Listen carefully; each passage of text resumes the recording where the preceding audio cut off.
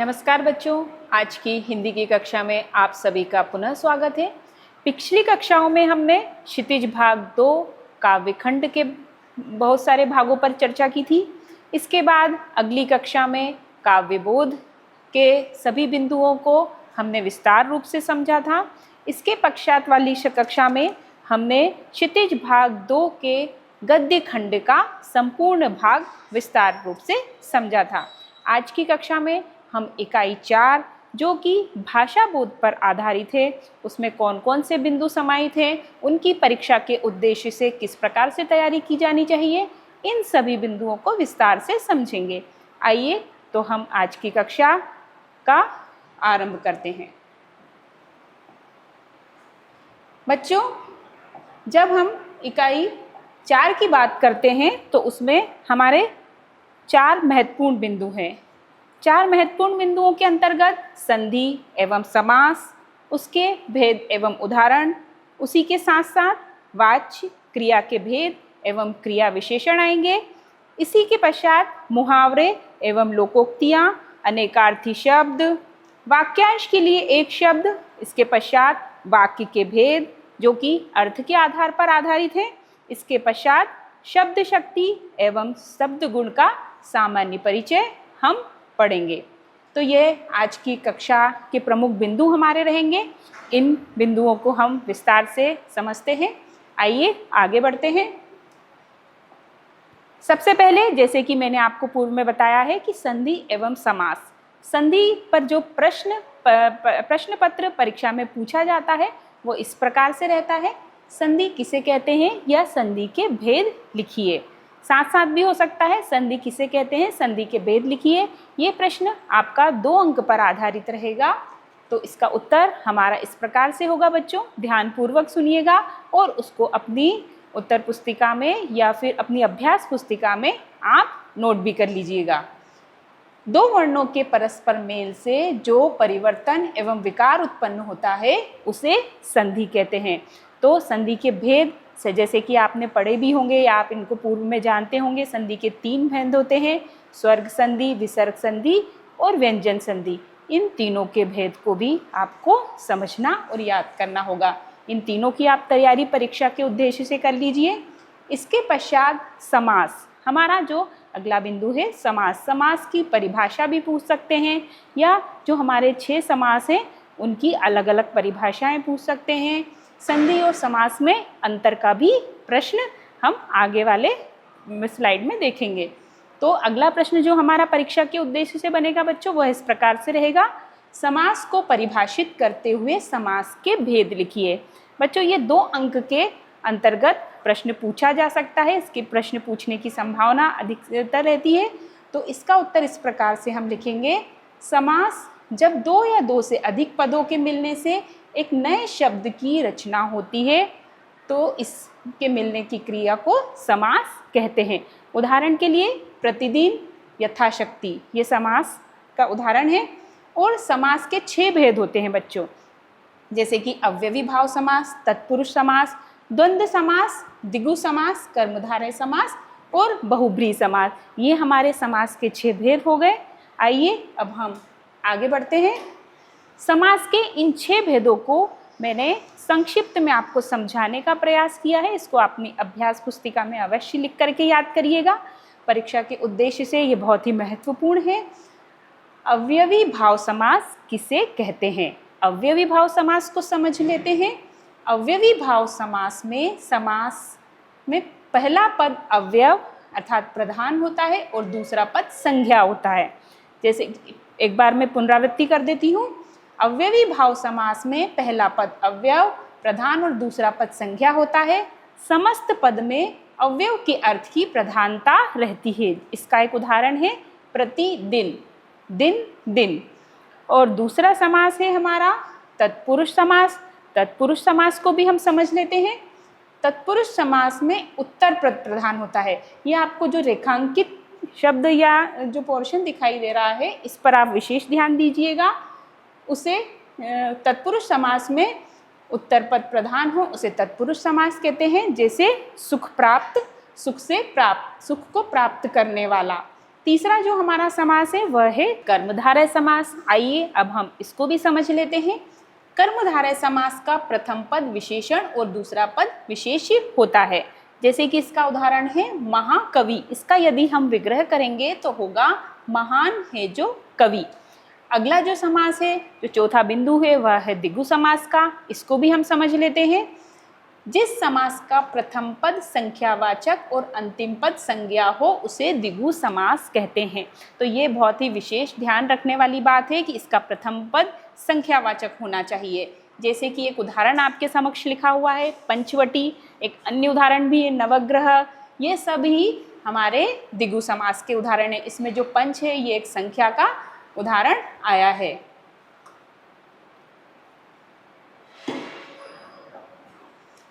अगला जब हम समास पढ़ेंगे वह है द्वंद्व समास। द्वंद्व समास में जिस समास में दोनों पद प्रधान हो वहाँ द्वंद्व समास होता है।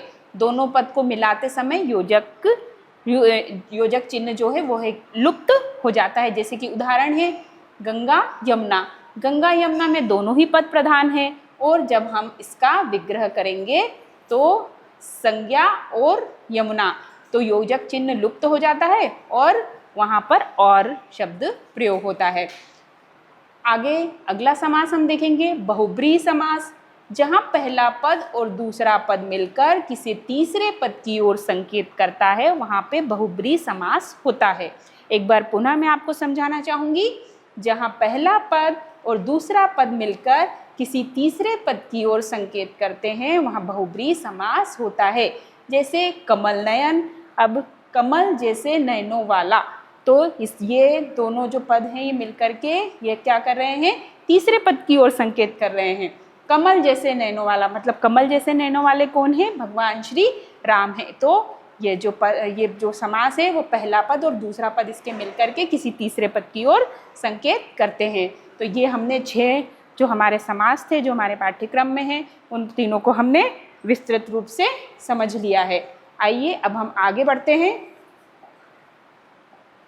तो समास और संधि दोनों समझने के पश्चात हम इन दोनों में अंतर भी देख लेते हैं। संधि एवं समास में कोई 2 अंतर लिखिए, इस प्रकार से परीक्षा में प्रश्न पूछा जा सकता है। तो इसका हम जब उत्तर लिखेंगे वो किस प्रकार से लिखेंगे उसको समझ लेते हैं। संधि में 2 वर्णों का योग होता है और समास में 2 पदों का योग होता है। संधि को तोड़ना विच्छेद कहलाता है और समास को तोड़ना विग्रह कहलाता है। संधि के 3 भेद हैं, समास के 6 भेद हैं। यहाँ पे मैं आपको 3 प्रमुख अंतर समझा रही हूँ। आप यदि परीक्षा में 2 अंक का ये प्रश्न पूछा जाता है तो आपको सिर्फ 2 ही इसमें अंतर वहाँ पर अपनी उत्तर पुस्तिका में लिखने हैं। एक बार पुनः पुनरावृत्ति में इसकी कर देती हूँ। संधि में 2 वर्णों का योग होता है, समास में 2 पदों का योग होता है। संधि को तोड़ना विच्छेद कहलाता है, समास को तोड़ना विग्रह कहलाता है। संधि के 3 भेद होते हैं और समास के हमारे जो होते हैं वो 6 भेद होते हैं। आइए अब हम अगले चरण की ओर बढ़ते हैं। अब अगला जो चरण है वह है वाच्य। अगला बिंदु जो हमें समझने वाला है वो है वाच्य। वाच्य किसे कहते हैं ये हम समझ लेते हैं। क्रिया के जिस रूप से यह पता चले कि वाक्य में क्रिया के होने का मुख्य कारण अर्थात विषय क्या है, उसी विषय या कारण को हम वाच्य कहते हैं। एक बार पुनः समझ लीजिए। क्रिया के जिस रूप से यह पता चले कि वाक्य में क्रिया के होने का मुख्य कारण अर्थात विषय क्या है, उसी विषय या कारण को हम वाच्य कहते हैं। या दूसरे शब्दों में हम क्रिया के जिस रूप में यह ज्ञान हो कि क्रिया का मुख्य विषय कर्ता, कर्म अथवा भाव है, उसे हम वाच्य कहेंगे। लड़का फुटबॉल खेल रहा है, यह कृतवाच्य होता है। लड़के के द्वारा फुटबॉल से खेला जा रहा है, ये कर्मवाच्य है। और खेला जा रहा है यहाँ पे भाववाच्य है। आइए अब हम आगे बढ़ते हैं। वाच्य के जो कितने प्रकार होते हैं बच्चों, 3 प्रकार होते हैं। जो 3 प्रकार है वो आपको यहाँ पर पटल पर दिखाई दे रहे होंगे। पहला प्रकार है कृतवाच्य, दूसरा प्रकार है कर्मवाच्य और तीसरा प्रकार जो होता है वाच्य का वो होता है भाववाच्य। अब क्रिया किसे कहते हैं? क्रिया से संबंधित एक प्रश्न भी पूछा जा सकता है, क्योंकि ये पाठ्यक्रम में सम्मिलित है। प्रश्न पूछा जाए अथवा ना पूछा जाए, पर हमें इसकी तैयारी तो अवश्य ही करनी होगी। आइए तो क्रिया को समझ लेते हैं। क्रिया का अर्थ काम करना या होना होता है। जैसे जिन शब्दों से किसी कार्य के करने या होने का बोध है होता है, वे क्रिया शब्द कहलाते हैं। एक बार पुनः समझ लीजिए। क्रिया का अर्थ काम करना या होना होता है, अतः जिन शब्दों से किसी कार्य के करने या होने का बोध होता है वे क्रिया शब्द कहलाते हैं। जैसे कि पढ़ना, लिखना, हंसना, जागना, सोना, उठना, बैठना, दौड़ना, खाना, पीना, आना, जाना इत्यादि, ये सब क्या है? क्रिया शब्द होते हैं। मुख्य रूप से क्रिया के दो भेद होते हैं, वह है अकर्मक क्रिया और सकर्मक क्रिया। मुख्य रूप से ये बात विशेष ध्यान रखिएगा, मुख्य रूप से दो भेद होते हैं, अकर्मक क्रिया और सकर्मक क्रिया। अब अकर्मक क्रिया क्या होती है वह भी समझ लेते हैं। अकर्मक क्रिया वह क्रिया होती है जिसके साथ कर्म नहीं होता, अर्थात जहाँ पर क्रिया के व्यापार का फल कर्ता पर पड़ता है, उसे हम अकर्मक क्रिया कहते हैं। जैसे आना, जाना, हंसना, रोना, सोना, जागना, चलना इत्यादि, ये हो गई हमारी अकर्मक क्रियाएं। अगला, तो आइए अब हम इसका उदाहरण समझ लेते हैं, इसको किस तरह से पहचाना जा सकता है। तो यदि हम प्रश्न निर्माण करके देखेंगे तो वह क्या रोता है, ऐसा ना तो कोई प्रश्न होगा और ना ही इसका कोई उत्तर होगा। जहाँ कर्म कुछ नहीं है और ना ही कर्म के रहने की संभावना है, अतः रोना अकर्मक क्रिया है। इसके लिए नोट डाउन कर लीजिए। लेकिन कुछ, मतलब ध्यान रखिएगा कि लेकिन कुछ अकर्मक क्रियाओं को जैसे रोना, हंसना, सोना, जगना, टहलना आदि में प्रत्यय जोड़कर सकर्मक बनाया जा सकता है या इसको सकर्मक क्रिया में बदला जा सकता है। जैसे रुलाना, हंसाना, सुलाना, जगाना, टहलाना आदि। अब कुछ अन्य उदाहरण भी हम देख लेते हैं। सकर्मक क्रिया, अभी हमने अकर्मक क्रिया को समझा था, आइए अब हम सकर्मक क्रिया को समझ लेते हैं। जिस क्रिया के साथ कर्म हो या कर्म के रहने की संभावना हो उसे सकर्मक क्रिया कहते हैं। एक बार पुनः समझ लीजिए। जिस क्रिया के साथ कर्म हो या कर्म के रहने की संभावना हो उसे सकर्मक क्रिया कहते हैं। जैसे खाना, पीना, पढ़ना, लिखना, गाना, बजाना, मारना, पीटना आदि। उदाहरण, वह आम खाता है। प्रश्न निर्माण करके देखते हैं, वह क्या खाता है? तो यह इसका उत्तर होगा, वह आम खाता है। यहाँ कर्म अर्थात आम है या किसी कर्म जैसे कि भात, रोटी आदि कोई भी कर्म होना चाहिए के रहने की संभावना है, अतः खाना क्या हो गया? सकर्मक क्रिया है। एक कर्मक क्रिया और द्विकर्मक क्रिया, ये भी इसी के भेद में आता है, तो हम इसको बाद में समझ सकते हैं।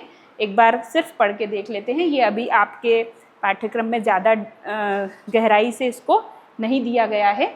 शिक्षक विद्यार्थी को पढ़ाते हैं, यहाँ एक कर्मक क्रिया हो गई। शिक्षक विद्यार्थी को हिंदी पढ़ाते हैं, यहाँ पे जो है कि वह द्विकर्मक मतलब दो क्रियाओं का समावेश हो गया, तो इसको हम क्या कहेंगे? द्विकर्मक क्रिया। ये सिर्फ आपको समझने के लिए है, आप बाकी की जब क्रिया पढ़ेंगे तो क्रिया और उसकी मुख्य जो भेद हैं अकर्मक और सकर्मक दोनों की ही तैयारी अभी करेंगे। आइए अब हम क्रिया के पश्चात क्रिया विशेषण को समझ लेते हैं। क्रिया की विशेषता बताने वाले शब्द क्रिया विशेषण कहलाते हैं। क्रिया विशेषण किसे कहते हैं ये आप परिभाषा नोट कर लीजिएगा। क्रिया की विशेषता बताने वाले शब्द क्रिया विशेषण कहलाते हैं या उनको क्रिया विशेषण कहते हैं। उदाहरण, वह धीरे धीरे चला। दूसरा उदाहरण, राम यहाँ आया। तीसरा उदाहरण, वह ऊपर गया था। चौथा उदाहरण, श्याम कल आया। इन वाक्यों में जैसे कि धीरे धीरे, यहाँ, ऊपर, तथा, कल और ये सब क्या है? क्रिया विशेषण है ना। तो आगे हम बढ़ते हैं। क्रिया विशेषण के प्रकार, क्रिया विशेषण के भेद या जिनको हम प्रकार भी कहेंगे। क्रिया विशेषण के 4 प्रकार होते हैं मुख्य रूप से। कौन कौन से होते हैं? कालवाचक क्रिया विशेषण, स्थानवाचक क्रिया विशेषण, रीतिवाचक क्रिया विशेषण और परिमाणवाचक क्रिया विशेषण। पुनः इनकी पुनरावृत्ति कर लीजिए, उसको नोट कर लीजिए अपनी अभ्यास पुस्तिका में। 4 प्रकार क्रिया विशेषण के होते हैं, कालवाचक क्रिया विशेषण, स्थानवाचक क्रिया विशेषण, रीतिवाचक क्रिया विशेषण और परिमाणवाचक क्रिया विशेषण। आइए अब इनको हम क्रमशः समझ लेते हैं। सबसे पहले कालवाचक क्रिया विशेषण को समझेंगे। जिन शब्दों से क्रिया अर्थात काम के होने के समय का बोध हो। एक बार पुनः समझ लीजिए, जिन शब्दों से क्रिया अर्थात काम के होने का समय का बोध होता है वे कालवाचक क्रिया विशेषण कहलाते हैं। जैसे अभी, अब, कल, परसों, कब, कभी, फिर, बाद, पहले, पीछे, कब का आदि। ये सभी इसके बिंदु हैं, उदाहरण हैं। उदाहरण में इसको वाक्य में हम इसको समझ लेते हैं वाक्य निर्माण करके। राम पहले पहुंचा, तो राम कब पहुंच रहा है? पहले पहुंच रहा है। उसका समय कब है? समय का कैसे बोध हो रहा है? पहले। तो यहाँ पे जो पहले है वह क्या होगा? कालवाचक क्रिया विशेषण होगा। श्याम पीछे आया, वह कल जाएगा। इन वाक्यों में पहले, पीछे, कल इत्यादि ये क्या है? कालवाचक क्रिया विशेषण के उदाहरण हैं। अगला हमारा जो है वह प्रकार है या भेद है वह है स्थानवाचक क्रिया विशेषण। इससे क्रिया के होने का स्थान, दिशा का बोध होता है। जैसे कि वहाँ, यहाँ, जहाँ, जहाँ तक, कहाँ, कहाँ तक, आगे, इधर, उधर, यहाँ, वहाँ, घर, घर आदि। एक बार पुनः इसको समझ लीजिए। स्थानवाचक क्रिया विशेषण में इससे क्रिया के होने के स्थान या दिशा का बोध होता है। उदाहरण में इसको समझते हैं। मोहन इधर गया है, रमेश कहाँ आ गया, भारती वहाँ जा रही है। इन वाक्यों में जैसे कि इधर, कहाँ, वहाँ ये सभी क्या है? स्थानवाचक क्रिया विशेषण का ये उदाहरण है। आगे बढ़ते हैं। रीतिवाचक क्रिया विशेषण, इसको समझ लेते हैं। रीतिवाचक क्रिया विशेषण से क्रिया होने की रीति अर्थात ढंग अर्थात तरीके का बोध होता है। जैसे कि धीरे धीरे, ज्यों त्यों, कैसे, ऐसे, वैसे, जैसे तैसे, अचानक इत्यादि। एक बार पुनः समझ लीजिए। रीतिवाचक क्रिया विशेषण से क्रिया होने की रीति अर्थात कोई जो तरीका होता है, कोई करने का ढंग होता है, उसका बोध होता है। जैसे धीरे धीरे, ज्यों त्यों, कैसे, ऐसे, वैसे, जैसे तैसे, अचानक आदि। इसको उदाहरण के माध्यम से समझ लेते हैं। दीपक कैसे चलता है? उसने रोते रोते कहा, वह जैसे तैसे पहुंचा। इन वाक्यों में कैसे, रोते रोते, जैसे तैसे रीतिवाचक क्रिया विशेषण है। अगला जो हमारा भेद है वह है परिमाणवाचक क्रिया विशेषण। परिमाणवाचक क्रिया विशेषण से क्रिया या काम के परिमाण अर्थात मात्रा का बोध होता है। जैसे कम, अधिक, बहुत, थोड़ा, ज़रा, काफ़ी, इतना, कितना, उतना, बिल्कुल। एक बार पुनः समझ लेते हैं परिमाणवाचक क्रिया विशेषण को।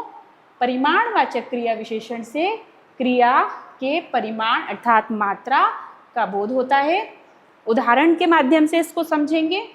कबीर खूब हंसता है, पप्पू कितना रोता है, राजीव बिल्कुल नहीं डरता।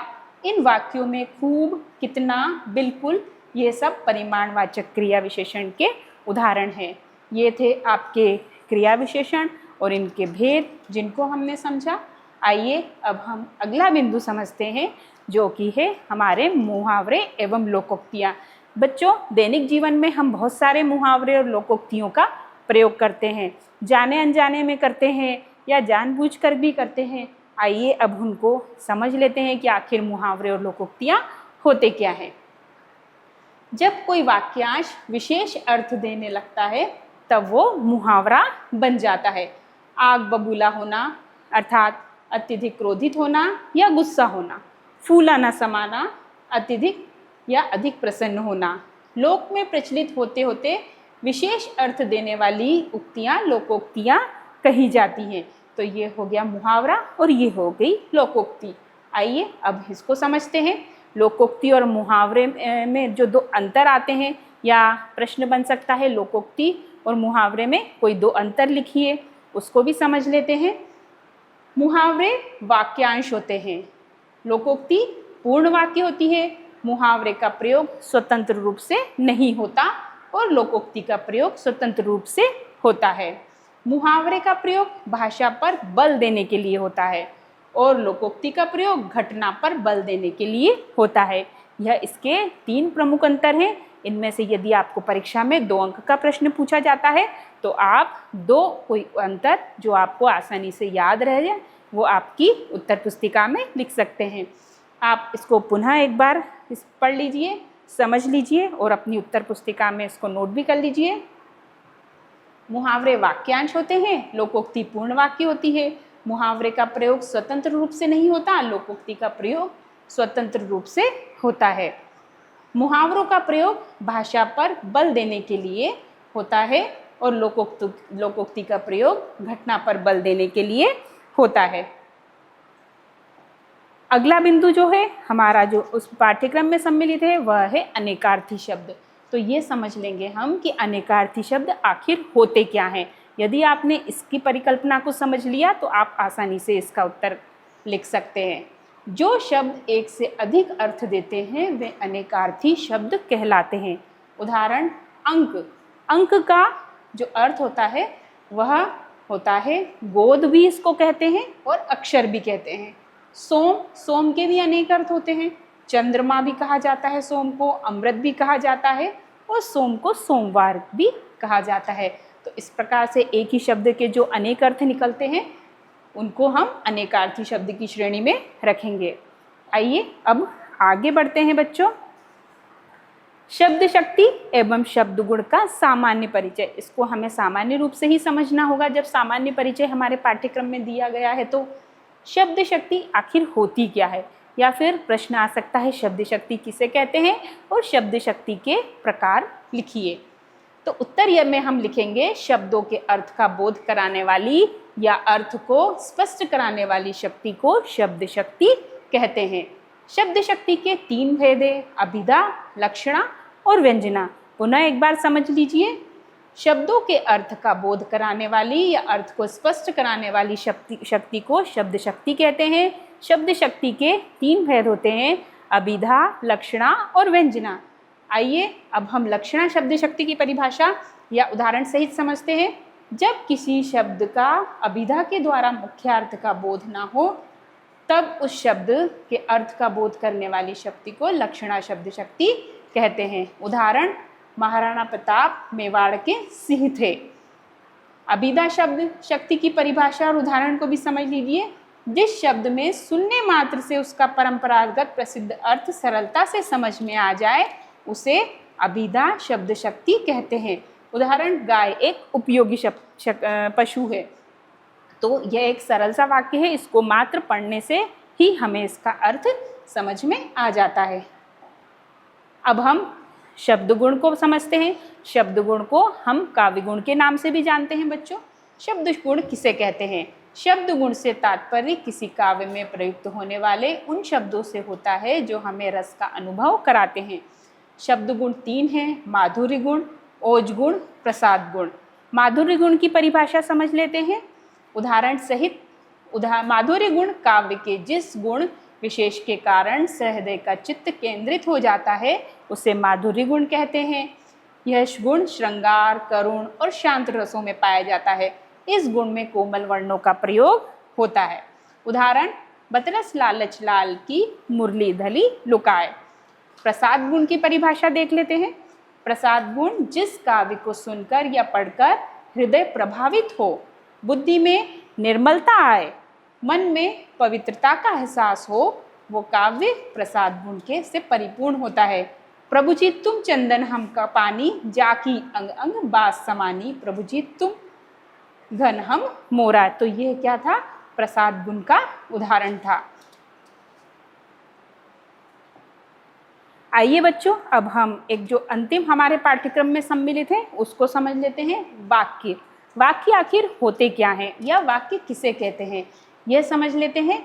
वाक्य शब्दों का व्यवस्थित समूह जिससे वक्ता के कथन का आशय पूर्ण रूप से स्पष्ट होता है उसे वाक्य कहते हैं। एक बार पुनः मैं इसको बताती हूँ, आप समझ लीजिएगा, अपनी उत्तर पुस्तिका में भी इसको नोट कर लीजिएगा, अभ्यास पुस्तिका में लिख लीजिएगा। सार्थक शब्दों का व्यवस्थित समूह जिससे वक्ता के कथन का आशय पूर्ण रूप से स्पष्ट होता है वह वाक्य कहलाता है। और अपने पाठ्यक्रम में अर्थ के आधार पर वाक्य के प्रकार दिए गए हैं, तो अर्थ के आधार पर वाक्य के प्रकार होते हैं 8।